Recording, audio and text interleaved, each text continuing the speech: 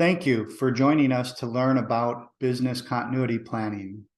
You are likely sent here by your financial advisor, or perhaps you're an advisor yourself. This is Rob Barnes, president of Integrated Insurance Consulting, and I've been partnering with financial advisors for more than 20 years. We help them serve their client protection needs. We're experts in the estate and business planning uses of insurance. So today's conversation is business continuity planning. I'll address how to better plan for the future of your business and discuss the main reasons why many family businesses don't make it to the next generation. We'll supply insight and some additional tools in a kit of information to help you continue or improve your continuity plan.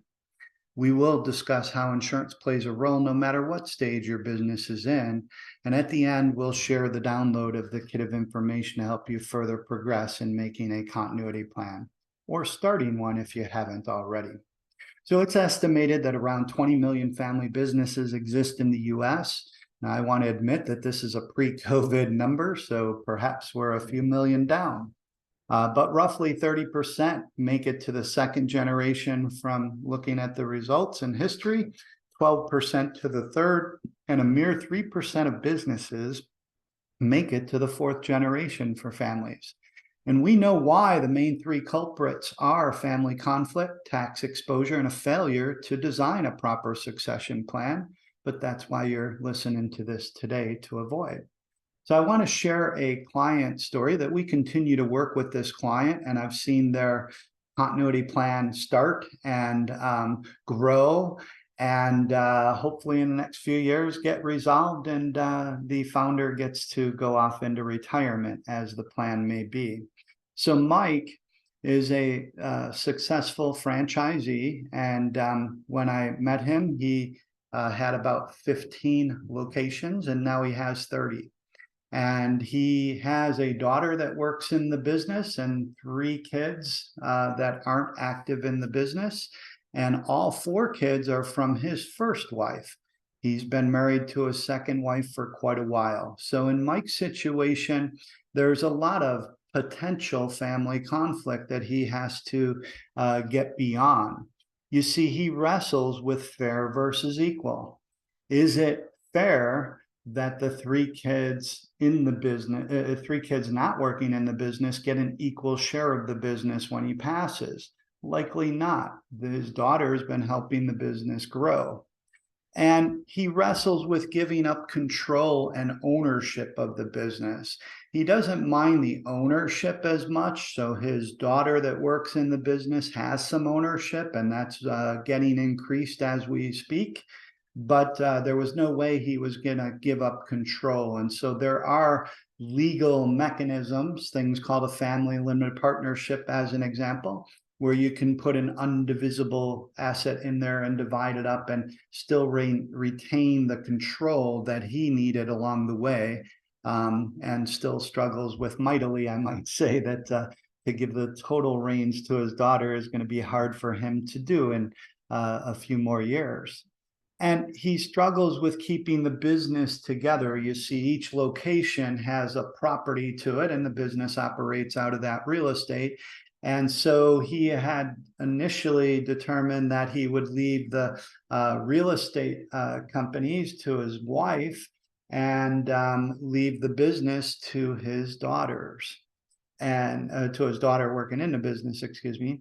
And the problem there then is that you make the daughter subservient, if you will, to the landlord. But they get along fine enough, but it's better to keep the business together. If you could have the real estate and the business go in the same way, potential conflict won't arise as easily.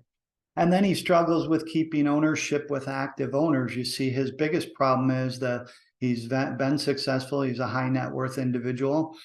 He has tax exposure, as we'll discuss in a minute. And the business is still the predominant asset, more than 70% of his estate. And so how does he divide all this up? How does he take care of the wife, take care of the tax man, take care of his other 3 kids, leave the business to his daughter? Those are all the struggles. And so some thoughts are to give shares of the business to the 3 kids that aren't in it, and Obviously, the daughter isn't going to be in favor of that, the daughter in the business, because she's going to now have to listen to people tell her how to run a business that they haven't been running for the time period that she has.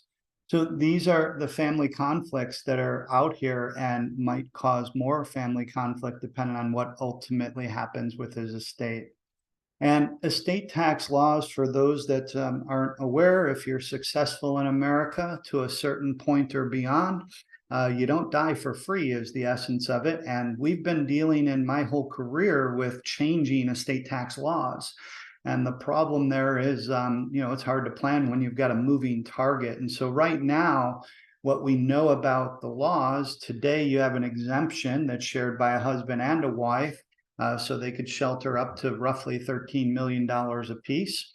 And what we know of the estate laws is they're going to sunset, if you will, reflect back to another date. And in 2026, the exemption will go down. Now, there's some technicalities in it about inflation adjusting still adding to this. So maybe it's 5 to 7 million are the numbers I'm hearing if they add some inflation. But the bottom line is the exemption federally is going to go down substantially in just 3 years.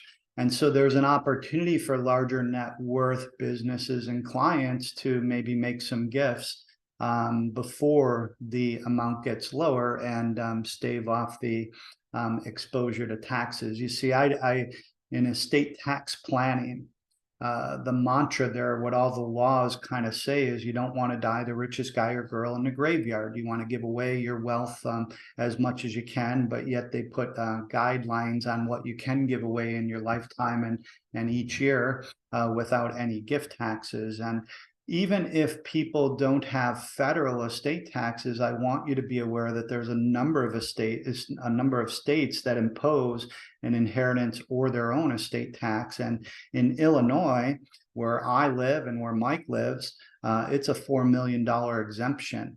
And so right now, Mike is heavily exposed to the state of Illinois, and their top tax bracket is 16%. So his pie has to divide many ways, and it's going to require some injection of capital at some point in time. Now, you as a business owner know that counseling your employees and your managers and stuff is a challenge because you're dealing with people and mindsets and feelings and all that. And us as counselors, we too, need to deal with your reaction to things and help you get past certain stuff. So we have lots of acronyms in the insurance business, but I came up with one inspired by one of my favorite candies, Jelly Bellies. Believe it or not, they're real good to start with, but they make these dips that are dipped in milk or dark chocolate, and or maybe just dark chocolate. But anyway, that acronym stuck with me, and I use it to help me understand where clients are in the decision-making process as we move along. And we, of course, are trying to get past each one. And so the first one is denial.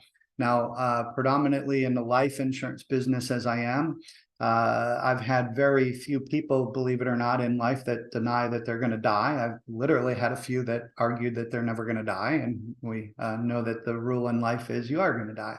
What the denial often is I don't think that it's going to happen anytime soon, so I can procrastinate. That's typically some of the denial, or some people want to argue over the value of their business and so forth. So denial is one situation to be aware of. Ignorance is another. Now, you're attending this meeting today to learn more. We'll provide a kit, and we certainly instruct you to progress on either starting or improving your continuity plan. So just sitting through this, you can cross ignorance off your list. You're no longer ignorant to the value, perhaps, of having a continuity plan. But procrastination is something we all deal with. And with business owners, I don't know that it's as much procrastination at times as it is they're so busy working in the business that they don't have time to work on the business. And making that time and keeping those intervals are important. So sometimes the owner needs a coach, if you will, somebody to orchestrate things. And that's why you might build a good team with your advisors and attorneys and insurance experts and such. And getting stuck. or perhaps being stubborn in some ways that, no, I'm not going to give anything away today. Well, okay, you'll pay a bigger estate tax when you pass away. So the DIPS is an acronym I share with you that you can go through, and maybe it's hard to see yourself from inside. So dealing with somebody else who might reflect how you're thinking or what you're saying as a logic and reason to it is important. And so hopefully your advisor can help you and your attorneys and so forth. And we're glad to talk as well. So we'll share a key questions piece in our kit with you, and some articles and other support pieces to help you improve or start your plan. In life, there's only three options. You're going to live, die, or become disabled. We all seem to be concerned about three big things: dying early, and that's where life insurance can come into play. Living too long, outliving our money, and creating lifetime income can help people there, or saving enough to know that you won't run out. And then, of course, getting sick along the way, which while we're working is protecting our paycheck, can be important.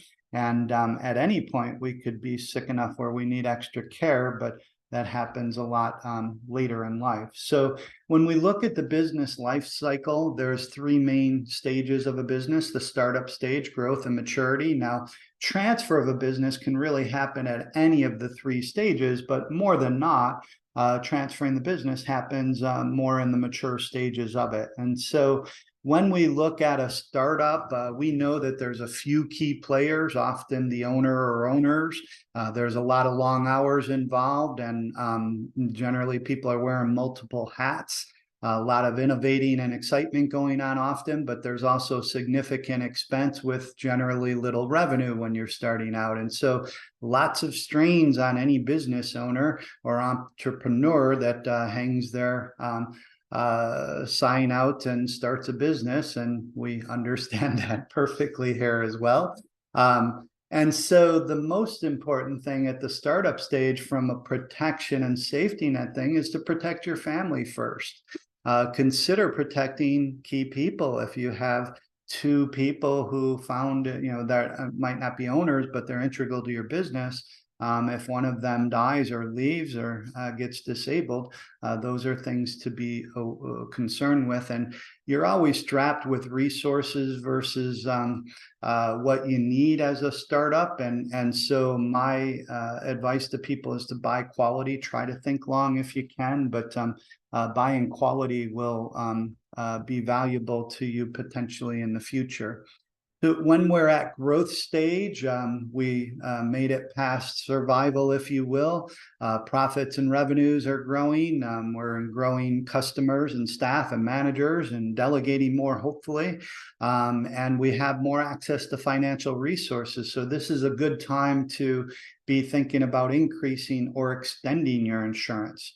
I'm working with some business owners right now, 4 of them that stepped away from a business they knew each other with to start their own and do it better. And they're knocking it out of the ballpark right now. But for their purposes, they're looking at growing and selling. And maybe that'll change over time. And so although they went with shorter duration protection today, tomorrow they might see things different. They might want to extend that coverage. It's a good time to be thinking about retaining key people, because now that you know that things look good and promising, you want to keep those who are valuable to you around. And we'll share a story on that a little bit later that was interesting out there, especially if you're a football fan or a Bears fan. And fill in protection gaps. Often people will have enough resources to do some insurance, but not all. And people recognize they're absolutely going to die someday, but they might have not purchased disability to protect their paycheck earlier on. Now that things are better, cash flows there, maybe it's a time to revisit to have something in case you're unable to work in the business. And at maturity stage, we're now stable cash flow and profitability. We've got a loyal customer following and stable marketplace. fully staffed. We're refining our systems and procedures to hopefully get better and improve and, own your domain, if you will, in the area you're at. But we also have increased tax burdens. And this is a good time to start thinking about retaining your insurance. So if you bought term, should you go to permanent? If you own the coverage in your company, should you be moving it out of your company? If you owned it in your estate, should you be moving it out of your estate so your proceeds won't get taxed? Start planning for retirement. What's the goals? Where's the income going to come from? Maybe start gifting more shares to key employees or families, if that's the family members, if that's the plan to carry on the succession of the business. And certainly at all points, you're likely improving on your plan or growing it to be a stronger, more reliable plan as well. Now, when you're at the transfer stage, again, it can happen at any stage of the business, but often in the maturity stage, the owner's role starts changing. If it's a family business, the kids might be doing more of the running of business. The owner gets to vacation more, decide what they're going to do. Or for younger people like those 4 business owners I mentioned, maybe they're going to sell and get their next business venture if they don't have time to retire, if you will. And success will demand a strong management team in this transition. So build your team wisely.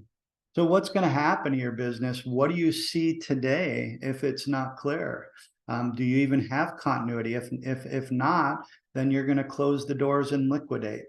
And maybe you're going to gift or sell the business to your family members, children perhaps, or co-owners if you're in a multi-owned company. And if not, then you're going to maybe look to sell, cash in the chips, as these younger gentlemen are, as I said. And sometimes you use a combination of these. I know in Mike's situation, he is gifting some, but he's selling others. And he realizes in his cash crunch that he's not going to be able to retain all of the locations for his daughter to take over. He's going to sell some and monetize that to help inject some liquidity into his situation. And he probably has to, especially while living. And so if you liquidate, the assets are the value of the business, right? Whatever you can get for them, and take the company that cleans clothes. They lease a storefront, they own a truck, and the kids are no way going to take over, and they don't have a key employee. So there's no transition needed, and this is a simple option, but the employees and customers need to adjust. The business is going to end, and you're going to need to adjust as well, right? You don't have a business to go to anymore if liquidation is the path you're on. Gifting the business can be rewarding, especially if it's family that they're taking over. Hopefully the family bond's better, but sometimes these conflicts can arise if things aren't fair in the eyes of everybody. But you still get to stay in touch with the business and maybe even control it in some ways, and own those voting shares if you divided up the company that way. But the family dynamics might be strained, disrupted, or in some cases destroyed. And you normally face some kind of price compression here if you're gifting. In other words, you want to give the kids a discount, if you will, but deciding whether you're gifting now or later or all of the above is important as well. Again, from an estate tax perspective, if you have enough wealth to make you comfortable, the estate tax laws tell you to start shedding it. And if you have a rapidly growing business, getting growing shares outside of your estate helps the cause for estate tax planning as well. So you might sell the business. As I mentioned, Mike's going to sell some locations and just pocket the money. Kid's going to get some, the kid's going to buy some. And that's the plan at the moment. And he does have insurance in place, and he's going to be deciding whether to keep some or not, and where it fits into the value of his estate plan as we move forward. But selling can be the most profitable option, perhaps, especially when it's to a third party where we're not giving them any discount, getting the market value. The employees and customers are maintained, and the legacy of what you started in your business or been running for years gets to continue. But it's the hardest option out of the 3. You have to find the right buyer, and you don't necessarily control or time things the way you might want to, because you have to work hard to find the right person to sell your business to. And so if you have a business continuity plan, is your plan current? I want you to know through some of the carriers that we work with, we can do a complimentary document review. And when was the last time you valued your business? We'll talk in a few minutes about the important components of a continuity plan, but you might want to have a business valuation. Again, we can do those things through some of the carriers we work with. They're not binding in the court of law or for the IRS, but they can help you verify if your thoughts are right, if you will, using rules of thumb of 3 times sales and things like that are some of the ways you'll value it. And then are your business counterparts and family members aware of your plan? I've personally sat in at board meetings and family meetings to help people understand where and why and how the insurance comes into play with some of the situations when it's desired. As far as your continuity plan, you've heard the saying before about being hit by a bus, right? You need a hit by the bus plan, especially early on in a business that's not as vibrant. And recently, I've switched using the hit by the bus over to the Mike Tyson rule, because in an interview, Mike Tyson was recently quoted that everybody has a plan until they get punched in the mouth. And certainly an untimely illness or death is getting hit in the mouth by life. And so I emphasize again, the first thing for business owners is to protect their family, and then think about protecting their business as well. And so personal protection with proper life insurance and disability may be important. And I want you to be aware that there's a lot of unique coverages out there today. With all the carriers that we deal with, there are some carriers that allow you to draw off of your death benefit while you're alive if you have critical illness or chronic illness events, and it makes those tools more multi-purposeful. And for somebody going back to a startup company, when I know that they have limited means and they need a lot of things, and we have to do the best we can with the budget we have at hand, sometimes using those kind of life plans, because I know you're not going to buy disability right now or not buying enough and such. Those are important things to note, and just want to give a little insight to that. So if the plans you're going to retire, how will you retire? Where's your income going to come from? And this question I like. This is from a friend of mine that we've done some joint meetings together and created some presentations for advisors in the past. We're both in the advisory business, and we're both kind of biased against retirement, to be forthright, because we love what we do. And we want to do less of it and travel more, but we don't see a clear slate every week. I don't know how I'd fill that time. And so I think this is a very important question for some people. If you're type A like me, when you retire, what will you say when someone asks? So what do you do? Because we've always, well, I run a business, I own a business, I this, I that. And so anyway, I think that's an important question, something to wrestle with and find your answer to it. So let's get a little bit more into what kind of planning can be done, what kind of arrangements can be done for a family business. When you're a sole owner, we can set up what we call a unilateral buy-sell, and these are often done with either a key employee or a family member. So right now, in the Mike story that I'm sharing, Mike has a one-way buyout with the daughter that's heir apparent of running the business, and that's part of the plan. I work with a lot of advisors, and sometimes advisor A will enter an agreement with advisor B. They're not, they share different clients and everything, and they're friendly competitors, if you will, but they want, A wants his clients taken care of, and B might agree to buy out A's practice as an ongoing entity, and that helps A get a full entity versus liquidity value of their practice. And so you might look at a competitor in town to find the possibility of a continuity plan if you don't have a key employee or family members. And how will they get the money? You need to decide if you would or should finance your own buyout. Again, for the kids, maybe. For a stranger, maybe not, would be the quick answer to decide. But what's needed for a continuity plan? Well, first of all, we need a document. And one of the things I want to emphasize is that oftentimes people show me articles of incorporation, and they have some paragraphs in there about what happens if you die or become disabled, but often they're very vague and limited. And so if you've gone through the legal legal trust stuff, if you know the difference between a comprehensive living trust and a will, that's how I would describe the difference of having some paragraphs in your incorporation documents versus having a standalone buy-sell.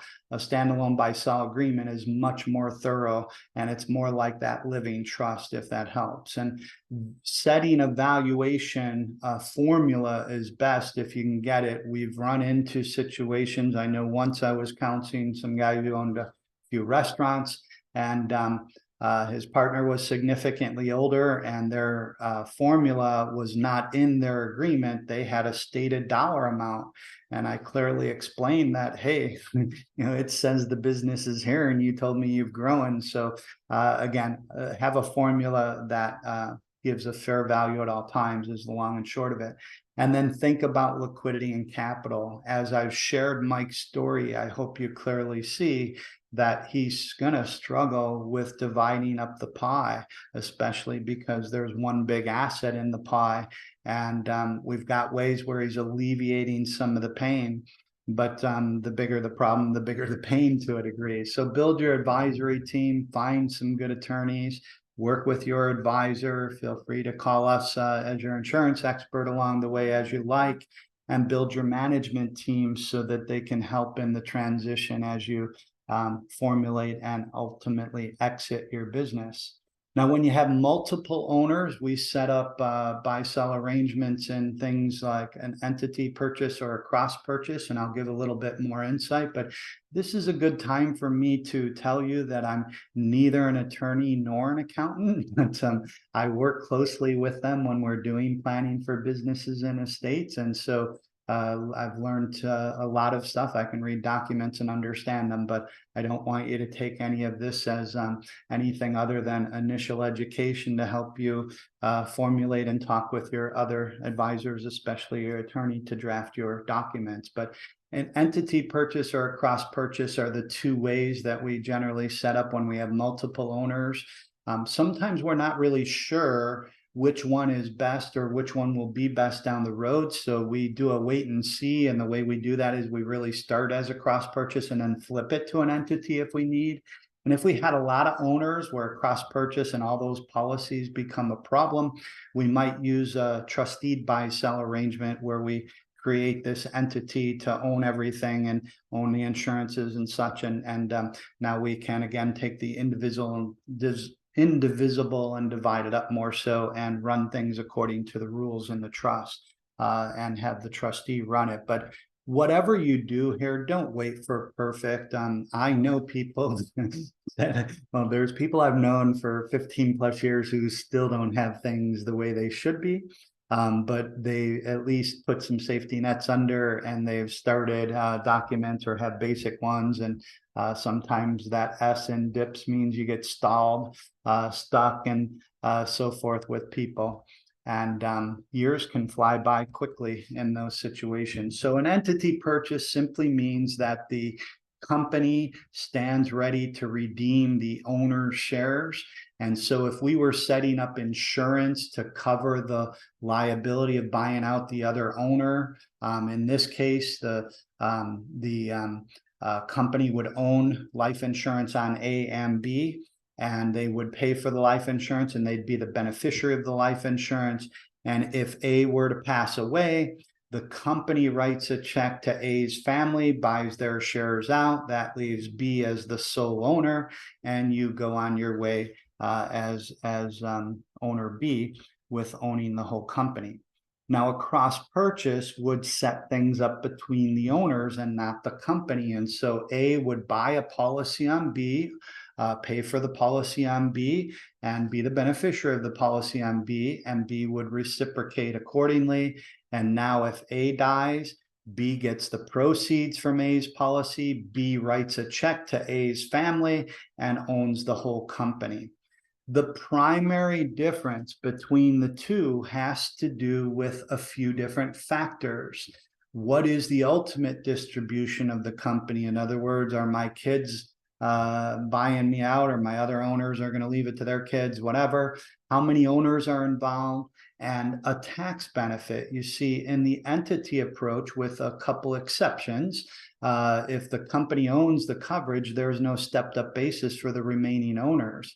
And so basis only matters, though, if the surviving owner is someday going to sell the company. Right now, I absolutely want a higher basis. But if I, owner B, carry on the company after owner A's death, and I am ultimately going to leave the company to my heirs, well, they'll get a stepped up basis at my death too. So it's not as big of a difference which one I do.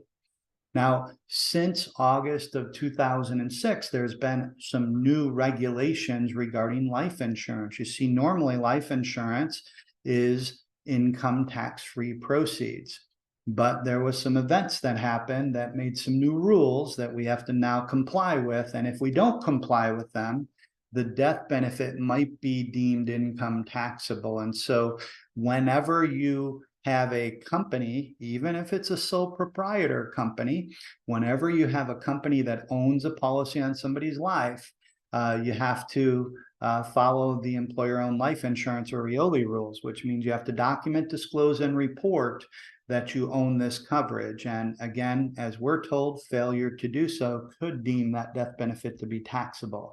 There's more rules and regulations there, and we're happy to send you an EOLI kit if you'd like.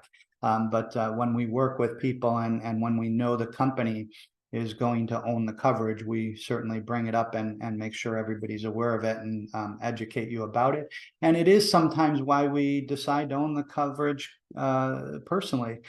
We might use a cross purchase instead of an entity to avoid EOLI rules and not have to notify the government every year of what you're doing.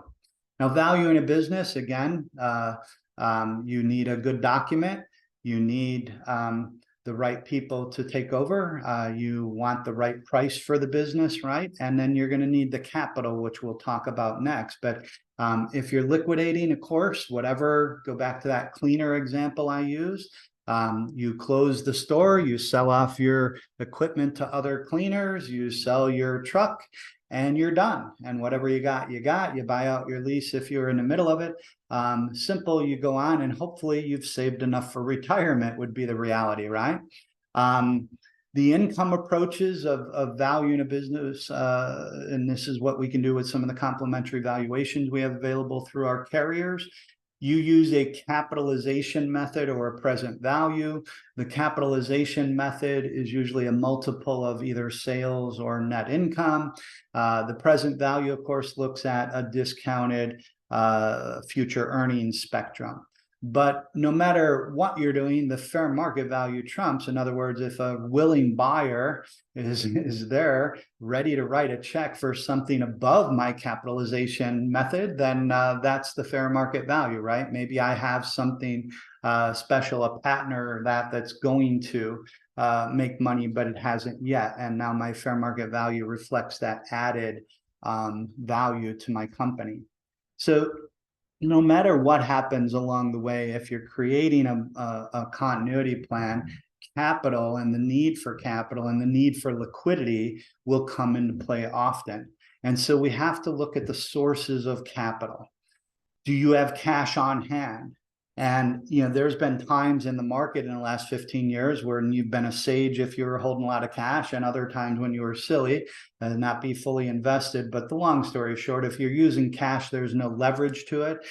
You have opportunity costs of where your cash could have been, and you have to pay $1 you have to spend $1 to pay $1.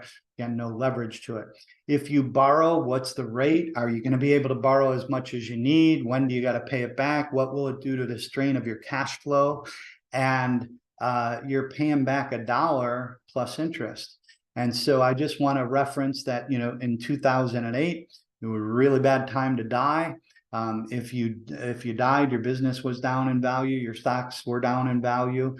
The liquidity, the lending marketplace was all but dried up.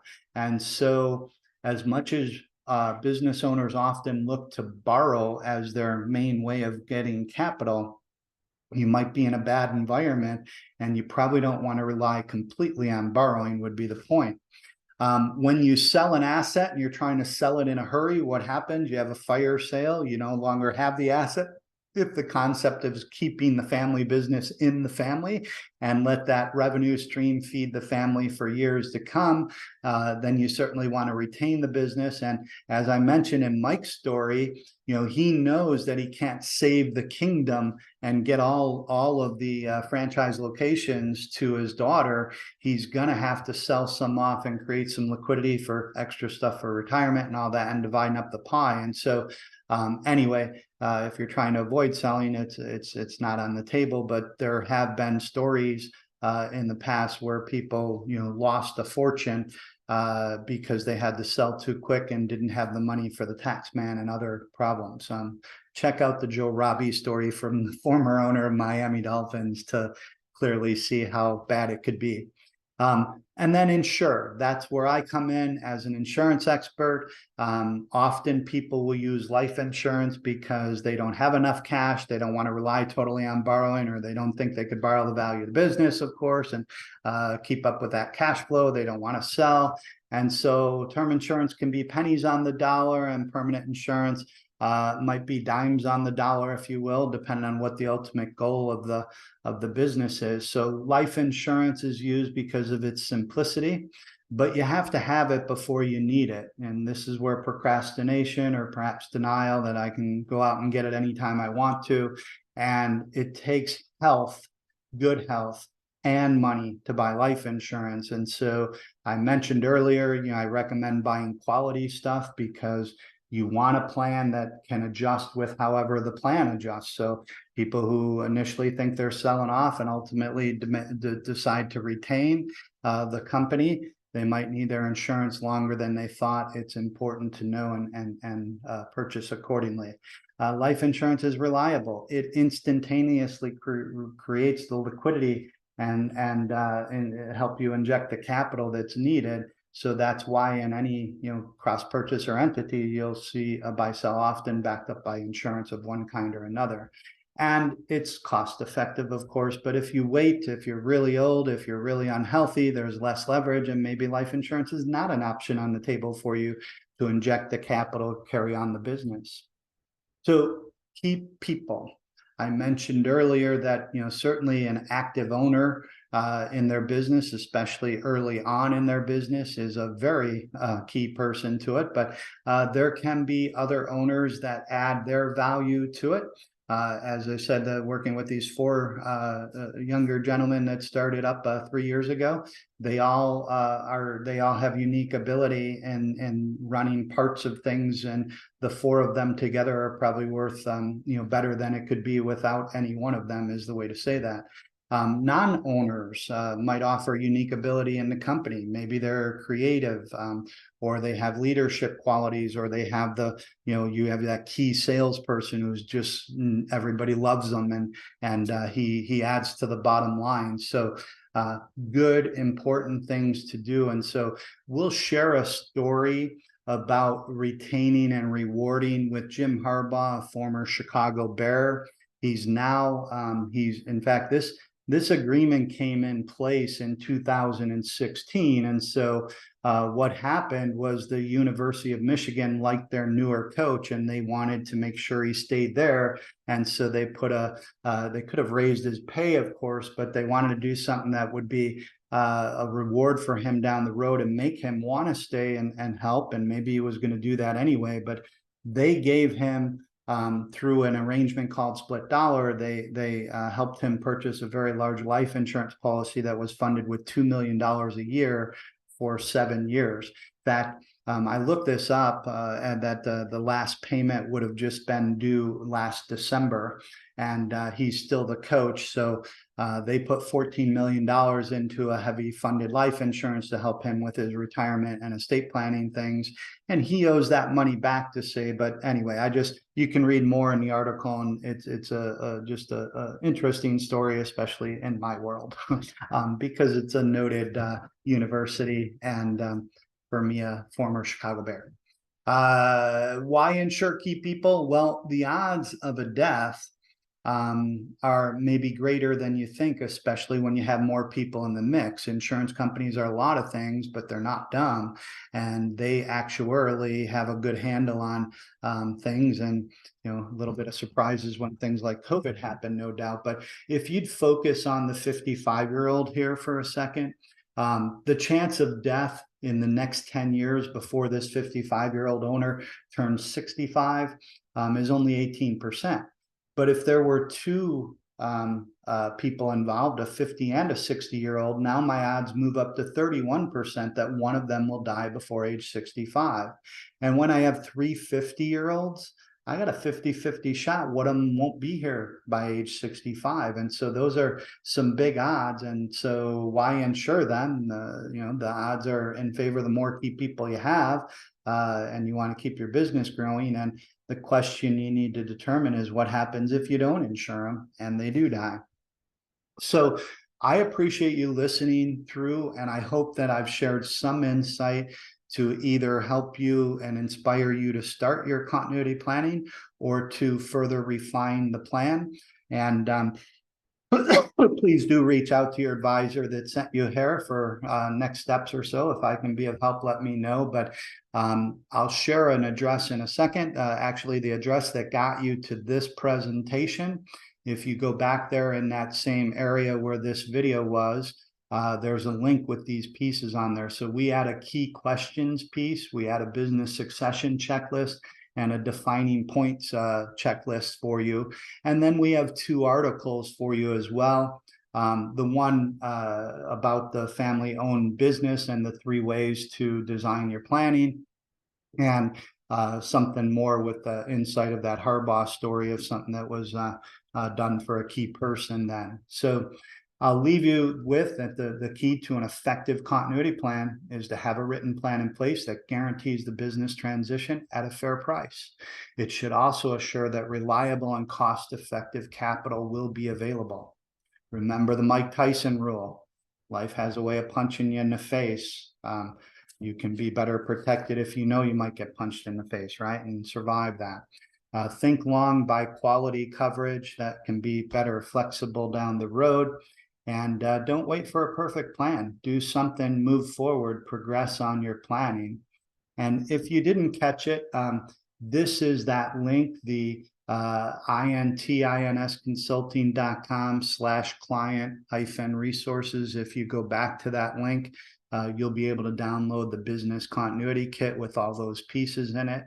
And once again, this is Rob Barnes. I want to thank you for listening the past minutes here. And please let me know if I can help you further refine your continuity plan. Have a great day. Thank you.